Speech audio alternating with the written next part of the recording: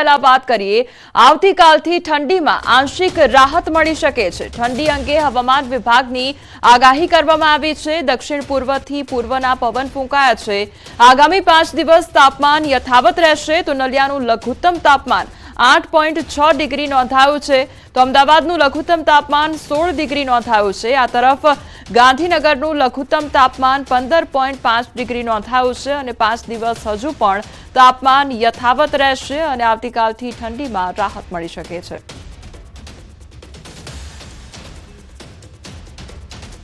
अभी जो विंड का पैटर्न है वो मतलब south easterly to easterly wind है, जिसके कारण जो आने वाले दिन 5 दिनों के लिए minimum temperature no large change में रहेगा, लेकिन जो टेम्परेचर की टेंडेंसी रहेगी वो हल्की सी राइजिंग टेंडेंसी रहेगी।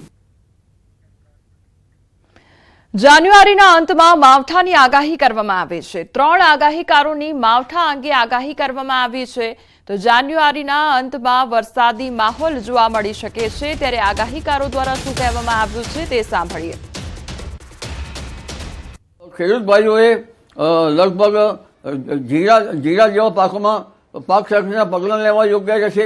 આ ઉપરાંત દિવેલાના પાકમાં પણ ઈયળો પડવાની શક્યતા રહેશે। ઉત્તર ગુજરાતમાં દિવેલાનું વાવેતર હોય છે અને બાગાયતી પાકોમાં પણ ઈયળો પડવાની શક્યતા રહેશે। તો તુવર જેવા પાકોમાં લગભગ તેમાં પણ ઈયળો પડવાની શક્યતા રહેશે અને ક્યાંક મચ્છી જેવી નાની શક્યતા રહેશે। રાયડાના પાકોમાં પણ કંઈક અસર રહેશે। એટલે આ ઉત્તર ગુજરાતના પાકો પણ દક્ષિણ ગુજરાતના પાકોમાં બાગાયતી પાકોમાં ફળ કોરી ખાનારી ઈયળો અમુક શાકભાજીના પાકમાં પડવાની શક્યતા રહેશે। એટલે ખેડૂત ભાઈઓએ વિષમ હવામાનની વિપરીત અસરના કારણે ખાસ કરીને શાકભાજીના પાકો ઉપર ધ્યાન રાખવાનું રહેશે। એટલે ધરતીના તાતના મોઢે આવેલો કોળિયો ઝૂંટવાઈ જાય તેવી સ્થિતિ સર્જાવાની આગાહી થઈ છે। કુદરતી પ્રકોપ થકી કિસાનોની કમર ભાંગી જાય છે। નબળા માલ મજૂરીથી લઈ અને પાક ધિરાણ ભરવામાં ખેડૂતોને આંખે પાણી આવી જાય છે। હવામાન આગાહીકાર પરેશ ગોસ્વામી અને રમણીક વામજાએ પણ ખેડૂતોના આંખે પાણી આવી જાય તેવી આગાહી કરી છે। આગાહીકાર તારીખ સાથે આ કમોસમી કમઠાણની આગાહી કરી રહ્યા છે। ખેડૂત માટે એક આપણે જીરાના પાક ઉપર કદાચ આ વર્ષે પણ માવઠારૂપી વરસાદ થશે અને ધાણા ઉપર વરસાદ અસર થશે અને આ વર્ષે ઘઉંનું પણ ઉત્પાદન સારું જશે। 18 જાન્યુઆરીથી લઈ અને 23 જાન્યુઆરી વચ્ચે એક માવઠું પણ થવાનું છે। એટલે એ માવઠું થશે, એ માવઠા પછી પણ આપણે ઠંડીનો દોર ચાલુ રહેશે અને જાન્યુઆરી મહિનામાં તો સંપૂર્ણપણે આપણે ઠંડી જ જોવા મળવાની છે। તો ફેબ્રુઆરી મહિનો છે, ફેબ્રુઆરી મહિનામાં પણ ગયા વર્ષની સરખામણીએ ઠંડી આપણે જોવા મળશે। એટલે ખાસ કરીને આપણે વાવેતર છે એ માર્ચ મહિનાથી જ કરી શકાય એવી શક્યતાઓ છે। જાન્યુઆરી અથવા તો ફેબ્રુઆરી બેમાંથી એક પણ મહિનાની અંદર આપણે વાવેતર કરીએ તો ઠંડી નડશે, ઉગાવો નહીં આવે। એટલે હમણાં કોઈ ખેડૂત ભાઈએ વાવેતર કરવાની તૈયારી ન કરવી પડે।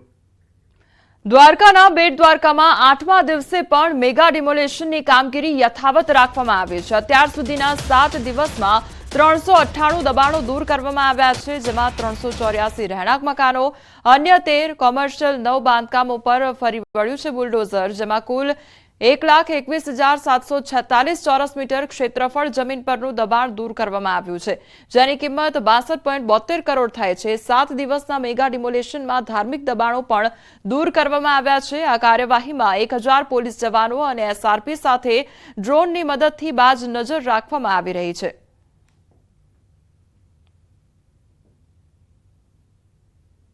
टोटल 8 इलीगल स्ट्रक्चर्स जो गवर्नमेंट की गौचर जमीन में थे उनको टारगेट किया गया है। टोटल आज तक के स्ट्रक्चर जो है वो 406 है। जो एरिया है गवर्नमेंट का जिसको हमने मुक्त किया है जो कि गवर्नमेंट की ज़मीन के ऊपर था वो तकरीबन 1,21,700 स्क्वायर मीटर्स का है और जेंट्री रेट इस एरिया का जो रिकवर किया गया है उसका रेट 62 करोड़ 72,97,000 आंका जाता है। બેટ દ્વારકા બાદ યાત્રાધામ દ્વારકામાં પણ ડિમોલેશનની કાર્યવાહી તંત્ર દ્વારા શરૂ કરવામાં આવી છે। હું આપને દ્રશ્યો બતાવવા માંગીશ। યાત્રાધામ દ્વારકા પાસે આવેલો આ વિસ્તાર છે। આ વિસ્તારમાં હાલ તંત્ર દ્વારા જેસીબીની મદદથી જે ગેરકાયદેસર બાંધકામો છે તે તોડી પાડવાની કામગીરી શરૂ કરવામાં આવી છે। પોલીસના ચાપતા બંદોબસ્ત વચ્ચે દ્વારકાના ખોડિયાર ચેકપોસ્ટ પાસે આવેલી આ સરકારી જમીન પર જે દબાણો હતા તે દબાણો હાલ તંત્ર દ્વારા દૂર કરવાની કામગીરી શરૂ કરવામાં આવી છે। યાત્રાધામ દ્વારકામાં પણ દાદાનું બુલડોઝર ફરી વળ્યું છે। બેટ દ્વારકામાં અંદાજિત 7 દિવસ ડિમોલેશન ચાલ્યા બાદ આજે 8મા દિવસે યાત્રાધામ દ્વારકામાં પણ તંત્ર દ્વારા ડિમોલેશનની કાર્યવાહી હાથ ધરવામાં આવી છે। મુકુંદ મોકરિયા, ન્યૂઝ 18 ગુજરાતી, દેવભૂમિ દ્વારકા। રાજકોટમાં 100 રૂપિયા માટે હોટલ પર પેટ્રોલ બોમ્બ ફેંકવા મામલે ધરપકડ કરવામાં આવી છે। અત્યાર સુધી પોલીસે એક સગીર સહિત 3 આરોપીઓને પકડી પાડ્યા છે અને યુનિવર્સિટી પોલીસે જયદેવ રામાવત અને કાયદાના સંઘર્ષમાં આવેલ કિશોરને ઝડપી પાડ્યા છે। તો ક્રાઇમ બ્રાન્ચે ચિરાગ બાબાજી નામના આરોપીને પકડ્યો છે। ગુનાના કામે વાપરવામાં આવેલા 2 વાહનો પણ કબજે કરવામાં આવ્યા છે। સાથે જ પોલીસે આરોપીઓને જાહેરમાં કાયદાનું ભાન પણ કરાવ્યું હતું। રૂપિયા 100ની લેતી દેતી મામલે નકળંગ હોટલ પર પેટ્રોલ બોમ્બ જેવા જ્વલનશીલ પ્રવાહી ભરેલ સળગતી બોટલ ફેંકવામાં આવી હતી। જો કે આ બનાવમાં કોઈ જાનહાનિ સર્જાઈ નહોતી। અમારી સાથે હાલ સંવાદદાતા અંકિત જોડાઈ ગયા છે। અંકિત, રાજકોટનો આ સમગ્ર મામલો સામે આવ્યો હતો જેમાં જ્વલનશીલ પદાર્થ ફેંકવામાં આવ્યો હતો, હાલ ધરપકડ પણ કરવામાં આવી છે, શું અપડેટ?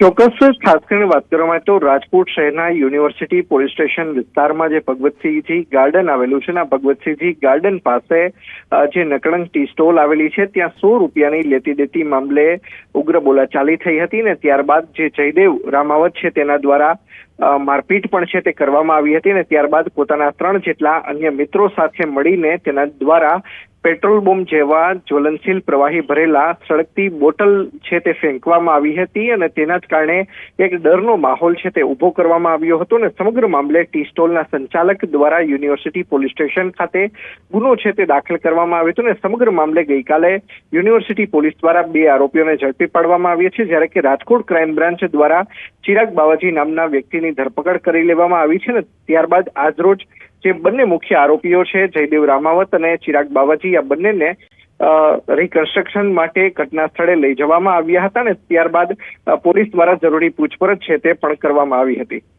જી અંકિત, સમગ્ર માહિતી બદલ આપનો આભાર।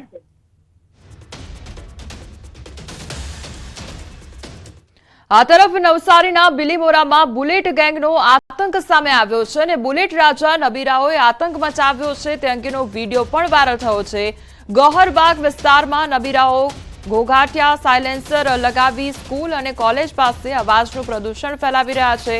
મોટા અવાજના સાયલેન્સરથી રોડ પર ઢોરને પણ દોડાવ્યા હતા।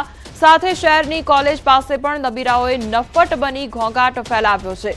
બુલેટ પર એક નહીં પણ 2 ઘોંઘાટિયા સાયલેન્સર લગાવી ઘોંઘાટ વધાર્યો છે। જાણે પોલીસનો કોઈ ડર ન હોય તેમ નબીરાઓ પોતાની બુલેટ પર નંબર પ્લેટ વગર ખુલ્લેઆમ આતંક ફેલાવી રહ્યા છે। તો નવસારીના બિલીમોરાનો આ સમગ્ર મામલો સામે આવ્યો છે જ્યાં બુલેટ ગેંગનો હવે આતંક જોવા મળી રહ્યો છે। સતત તેમના દ્વારા ઘોંઘાટ ફેલાવવામાં આવી રહ્યો છે। આ તરફ અમદાવાદના આનંદનગરના નેહા પાર્કમાં અસામાજિક તત્વોનો આતંક જોવા મળ્યો છે। 8 શખ્સોએ ભેગા મળી ઘાતક હથિયારો સાથે આતંક મચાવ્યો તો એક્ટિવા તેમજ સ્કૂટર સહિતના વાહનોને નુકસાન કર્યું છે। સામાન્ય બોલાચાલીમાં આરોપીઓએ સોસાયટીને બાનમાં લીધી હતી। સમગ્ર ઘટનાના વિડીયો પણ સામે આવ્યો છે। શાહિર દેસાઈ અને પાર્થ દેસાઈ સહિત 8 સામે ફરિયાદ નોંધવામાં આવી છે। આનંદનગર પોલીસે ગુનો દાખલ કરી વધુ તપાસ હાથ ધરી છે।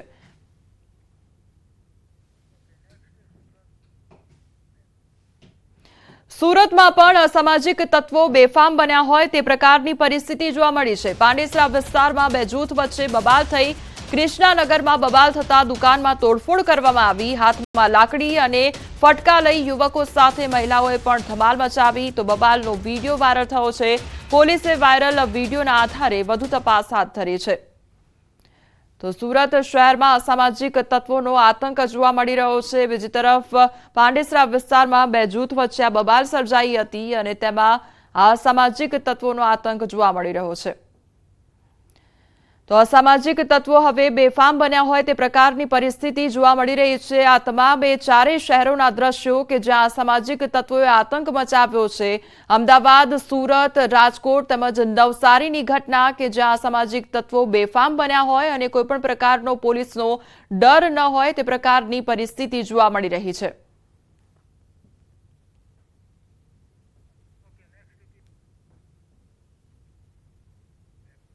આ તરફ વડોદરામાં નર્સ સાથે દુષ્કર્મ કેસમાં તપાસ કરવામાં આવી અને આરોપી અશરફ ચાવડાની ધરપકડ કરવામાં આવી છે. બાદમાં પુરાવા એકત્ર કરવાની કામગીરી હાથ ધરાઈ. હોસ્પિટલ તંત્રની પણ ઘોર બેદરકારી છતી થઈ છે. હોસ્પિટલમાં લાગેલા સીસીટીવી 3 મહિનાથી બંધ હાલતમાં જોવા મળી રહ્યા છે. ગંભીર ગુનામાં પુરાવા તરીકે કોઈ ફૂટેજ ન મળ્યા અને હોસ્પિટલના કેમેરા બંધ છતાં સંચાલક ડોક્ટર સામે કોઈ કાર્યવાહી નથી કરવામાં આવી. પીડિતાએ પોલીસને આપવીતી જણાવી તો દુષ્કર્મના વિધર્મી આરોપીની નફટાઈ સામે આવી છે. મેં અગાઉ પણ ઘણી યુવતીઓ સાથે આવું કર્યું છે તેવું કહ્યું છે. આ ઉપરાંત અશરફે અન્ય કેટલી યુવતીઓની જિંદગી બગાડી તેની પણ તપાસ થવી ખૂબ જરૂરી છે.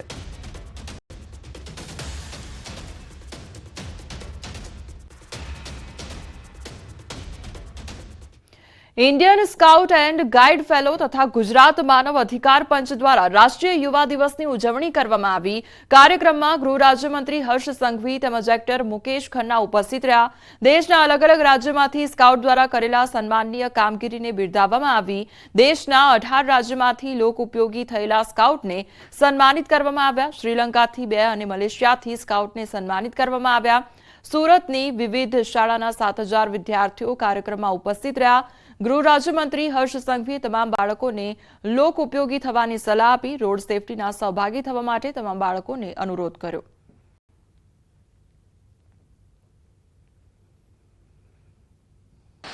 શું તમારા માતા પિતા 2 વ્હીલર પર બહાર નીકળે ત્યારે હેલ્મેટ ઘરમાંથી લઈ જાય છે? જો નહીં લઈ જતા હોય અને જેને પોતાના માતા પિતા જોડે પ્રેમ હોય, લાગણી હોય, તે ઘરેથી એને હેલ્મેટ હાથમાં આપી શકે કે નહીં? હાથ ઊંચા કરજો. અને જો તમે એને હેલ્મેટ પહેરાવશો તો કોનું જીવન સુરક્ષિત થશે? આપણે આ નાની પ્રવૃત્તિમાં જોડાઈ શકીએ કે નહીં જોડાઈ શકીએ? જોડાઈ શકીએ કે નહીં? તો તમે સૌ લોકો આ પ્રવૃત્તિમાં જોડાશો. કોઈ બી પ્રકારનું પોલીસના ફાઇનના દરથી નહીં, પરંતુ તમારા માતા પિતા ભાઈ બહેનનું જીવન સુરક્ષિત રાખવા માટે આ પ્રવૃત્તિમાં જોડાવું જોઈએ કે નહીં? બીટીપીમાંથી ભાજપમાં આવેલા અને પૂર્વ ધારાસભ્ય મહેશ વસાવાએ પત્ર લખીને ભીલ પ્રદેશની માગણી મૂકી છે.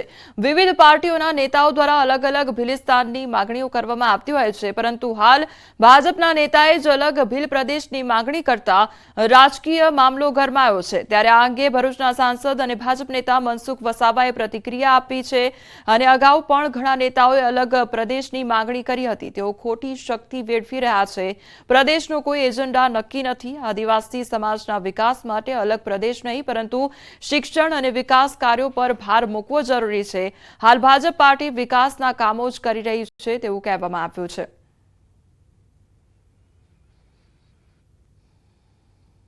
हम भिलिस्तान के लिए हम लड़ते हैं और लड़ेंगे.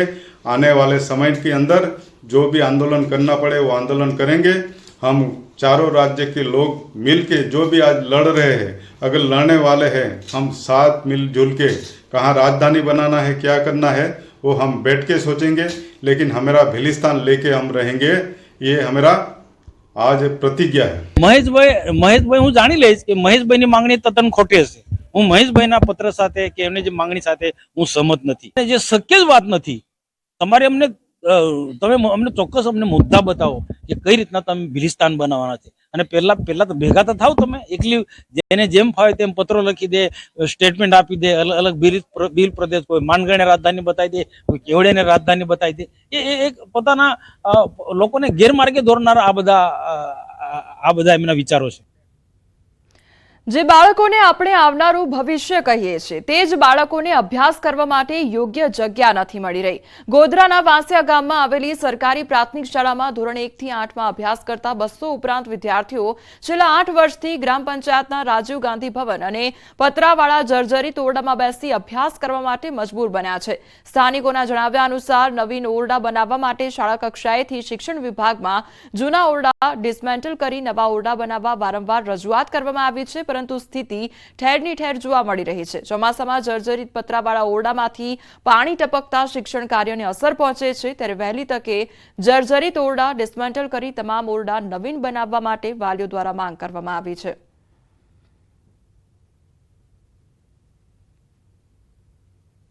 વાસિયા પ્રાથમિક શાળા 1 થી 8 ધોરણ અને એમાં અમારા જે સ્કૂલના જે ઓરડાઓ છે એ ઓરડાઓ જર્જરિત અને પતરોવાળા હોય.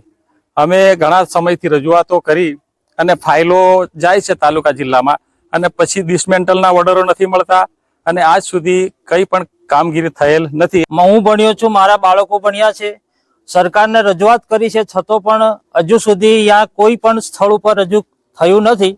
અને ચોમાસામાં જે જર્જરિત હાલતમાં જે સ્કૂલ છે અને જે 5-6 ઓરડા છે એ ડિસમેન્ટલ કર્યા છે.